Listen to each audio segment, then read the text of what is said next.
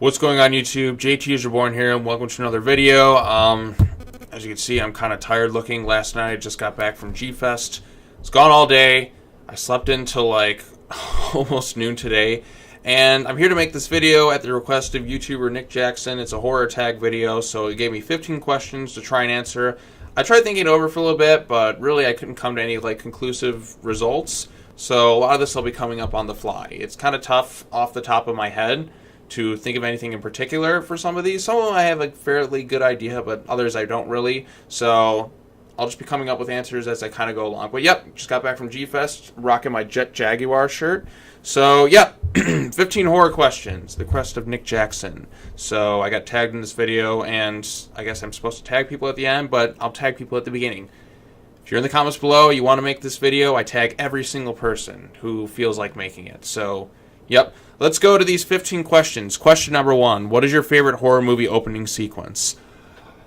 It's kind of tough to choose, but I might go with just the opening of the original Halloween. I think that opening sequence is really good. It just starts out simple. You hear the music. It's atmospheric. It's just somebody watching. And then the reveal at the beginning where it's Michael Myers, who's just, this young kid. I think that's really effective, and the music really helps. And it's atmospheric. It's cool.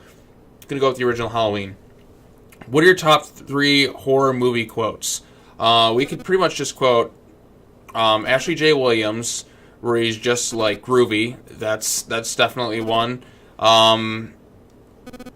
What's another one? Dr. Loomis quote where he's just like, what was living behind that boy's eyes was simply and purely evil. Or what's the boogeyman? That's another great one. This is really tough. Like I said, I'm trying to.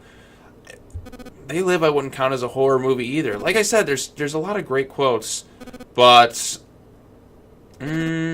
swallow this, bam, when Ash blows him up. I don't know. It's just off the top of my head. I'm sure there's a lot that I really love, but like I said, they're kind of all over the place. Or you know what? I got it. I'll Be Right Back from Scream. I think that one cracks me up because it's just Matthew Lillard delivering it. Groovy from Evil Dead 2 and, Army of Darkness, which some people don't really consider a horror movie. It's more like a horror comedy action movie, but fuck it, I'm including it in there anyways.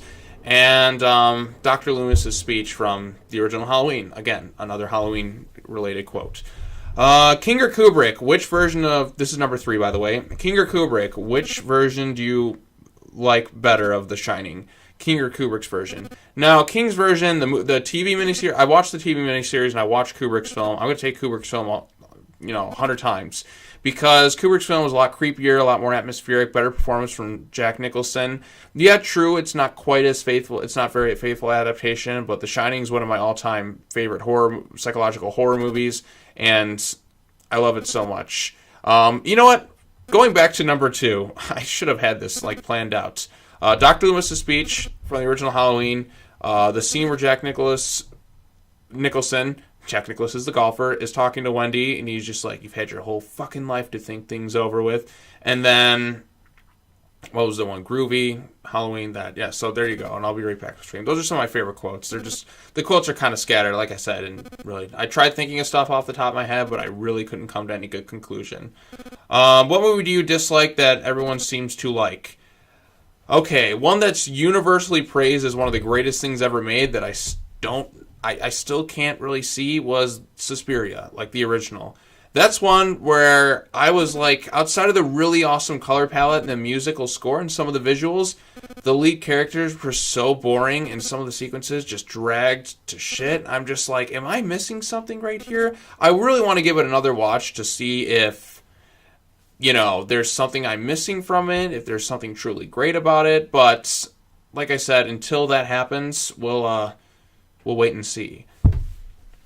What movie... Okay, number 6. In any type of horror movie scenario, who would you want to be grouped with to ensure your survival? Now, I was going to go say Ashley J. Williams, but a lot of people, pretty much everyone around him starts dying, so it's not necessarily a safe bet. Who can I add in terms of horror characters? I'm going to go from Van Helsing from the Hammer Dracula movies. I think if I'm right next to him the whole time and I'm going toe-to-toe with Dracula, I'll feel pretty safe and confident. So I'm going to go with Van Helsing, played by Peter Cushing in the Hammer horror films. Well, okay, number 7. If you were given creative control over your favorite horror movie, what would you change?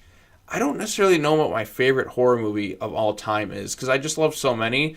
I mean, Jaws is sometimes considered a horror movie, sometimes it's considered a thriller, but that's pretty much my favorite movie of all time. So, and Army of Darkness is, like I said, like, horror genre is kind of like, really expands over various categories. But if I could change one thing in Jaws, I would have Quint live, because Quint is my favorite character, and I hate seeing him die every time I watch the movie, but I understand the point of it, but I would find some way to let Quint live. So that's just me, because I just like Quint so much. Number 8, what horror movies do you like that everyone seems to dislike? Shoot, this is a tough one. Because usually, like, I generally agree with a lot of the crowd sometimes. Hereditary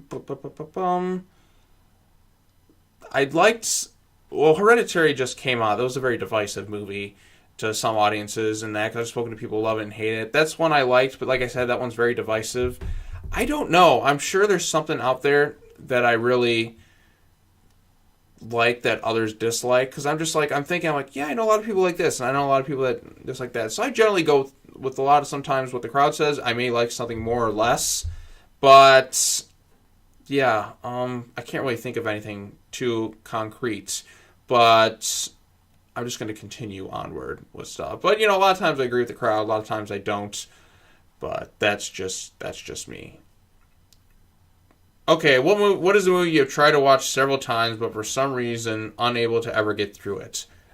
I don't know, I'm usually able to, like, there's some movies outside the horror genre that I struggle to get through, but usually I've seen some bad movies that are just absolutely atrocious, and I just don't want to fucking watch them. And I'm just like, I just got to get through it. Just a few more minutes. Hellraiser Judgment. That was one where I was struggling to get through. Like, a lot of those shitty Hellraiser sequels were ones where I'm just like, I tried so many times to get through it, and I finally, like, forced myself to finish the fucking thing.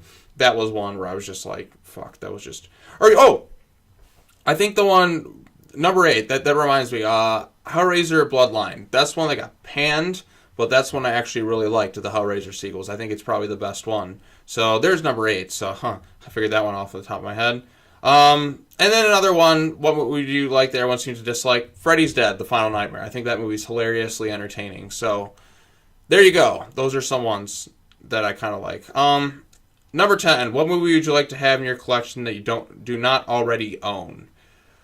Like I said, I want to give Suspiria another watch, so I might want to own that just to see if I'm missing something.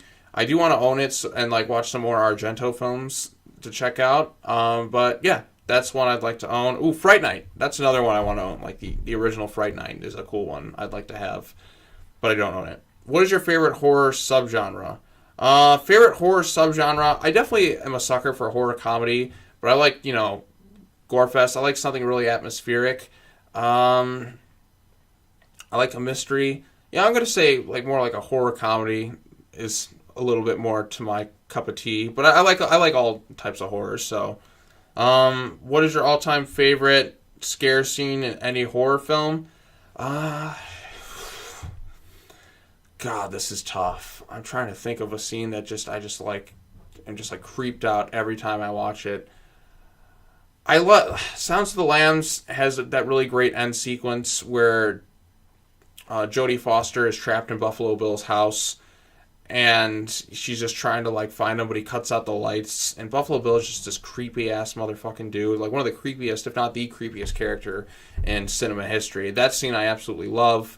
The Conjuring 2 has that really great painting sequence. That one's more recent, but that's a scene that really stuck with me. But in terms of that all-time favorite scare scene, I'm drawing a blank. Like I said, a lot of these I tried thinking about, but I couldn't really come up with any good definitive answers. Number 13, if you were strictly a horror director, what subgenre would probably be your specialty? Like a horror comedy, kind of along the lines of Evil Dead. I think that's where I most connect with. So, yep. If you had to remake your favorite horror film, how would you do it? This is another tricky one, because there's a lot of films that I really love that are really good. Maybe like one or two elements could be tweaked, but I would rather remake something that's not necessarily been the best received. Like there's some ways I'm just like, man, if it just went in this direction or if it went in that direction.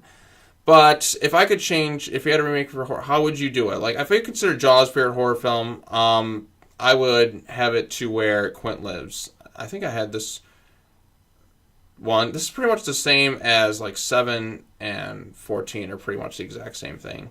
But yeah, Jaws, I'd let Quint live because I love Quint.